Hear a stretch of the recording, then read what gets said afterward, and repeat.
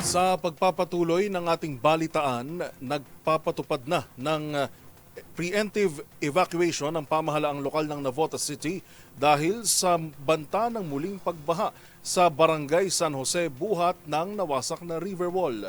Sa detalye ng balita, narito si Edwin Duque. Dahil doon sa pangambang muling pagtaas pa ng tubig mula sa Manila Bay na magpapabaha sa Barangay San Jose sa Navotas, nasa 263 pamilya na at 1,081 individual ang nasa evacuation center sa mga oras na ito. Ayon sa Navotas LGUs, dahil sa nasirang river wall na doon na dumalo yung tubig mula sa ilog na sinabayan pa ng high tide noong araw ng Sabado. Nawasak ang pader sa likod ng kinititirikang bahay ni Aling Minda Roselle na natibag ang pader kung saan ay dumalo yung malakas na agos ng tubig dahil para i-rescue ng Navotas LGUs ang mga residente. Sa ngayon ay tulong-tulong sa paglalagay ng sandbagging ang City Engineering team ng Navotas LGUs. Katuwang dito ang Department of Work and Highway o DPWH para mapigilan yung muling pagdaloy ng tubig. Patuloy ang pagbibigay ng tulong ngayon ng pamalalungsod sa mga apektadong residente dahil sa naturang pagbaha. Para sa MBC TV Network News, ako sa Rich 23, Edwin Duque nagulat sa DZRH. Una sa Pilipinas,